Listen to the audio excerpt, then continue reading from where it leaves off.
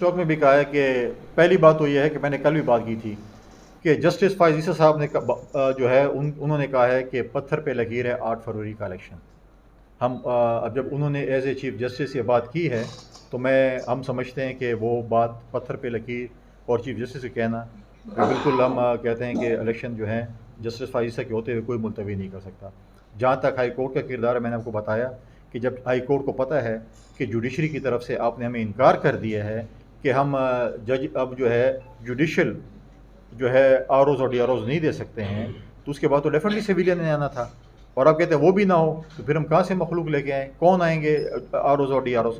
इसलिए मैं समझता हूँ कि चीफ फाइज साहब को इस चीज़ को देखना चाहिए कि उनकी मातहत अदालतें हैं, उन्होंने जो कल ये फैसला दिया है उसके ऊपर आज सुप्रीम कोर्ट में जो चीज़ चल रही है, पाकिस्तान पीपल्स पार्टी की डिमांड है कि एक दिन पहले कल हमारा शेड्यूल आना था, वो शेड्यूल आया जाए।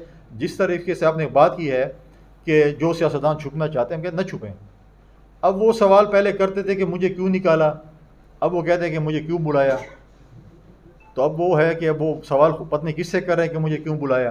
तो लिहाजा हम कहते हैं कि आवाम में आएँ, ये ड्राइंग रूम की पॉलिटिक्स छोड़ें, अवाम की अदालत में जाएँ, अपना मंशूर पेश करें, अवाम ने फैसला करना है। आखिर तो आपने अवाम में आना है, आपको ड्राइंग रूम में तो ताशपोशी नहीं होनी, ताशपोशी तो आपकी होनी है अवाम की अदालत में।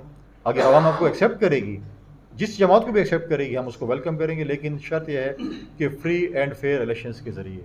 पाकिस्तान जो है इस वक्त मुतामिल नहीं हो सकता किसी लाडलेपन का, किसी सिलेक्शन का, किसी रिग्ड इलेक्शन का, किसी RTS के बैठने का, किसी RO इलेक्शन का, किसी धुंध का। तो हम ये उम्मीद करते हैं कि इस मुल्क में एक तारीख लिखी जाएगी कि जो है 2024 में इस मुल्क में फ्री एंड फेयर इलेक्शंस हुए हैं और इसके नतीजे में जो भी हुकूमत आएगी हम उसको एक्सेप्ट करेंगे।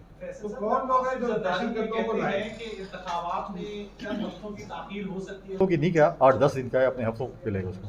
देखें, प्रेसिडेंट ज़रदारी साहब ने एक निजी टेलीविज़न को एक इंटरव्यू दिया था जिसमें उन्होंने कहा था, जब एक सवाल हुआ कि इलेक्शन को उन्होंने इलेक्शन टाइम पे होने चाहिए, उसके बाद उन्होंने कहा कि कुछ लोग कह रहे हैं कि इलेक्शन मुलतवी हो रहे हैं, मौसम है, दहशतगर्दी है, वॉट एवर रीज़न्स हैं, किसी न किसी चीज़ के पीछे छुपने का बहाना ढूंढ रहे हैं।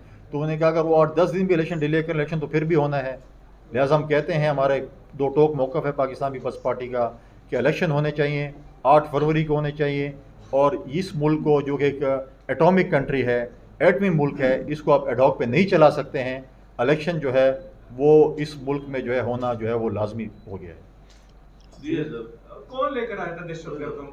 कोई आप इतने भोले नहीं, आपको पता है कि कौन लेके आया था। जब माजी की हुकूमत थी आपके सूबे में और मेरे सूबे में और मरकज़ में, वही लोग लेके आए थे और वही कह रहे थे कि जो है पुरअमन तरीके से हम उनको ला रहे हैं। और उन्होंने यहाँ के जेलों से भी उनको रिहा किया, अफ़गानिस्तान के जेलों से भी रिहा किया, और बग़ैर किसी के साथ बातचीत के क्या APS के शोहदा के वालदैन से, बच्चों के वालदैन से उन्होंने इजाज़त ली?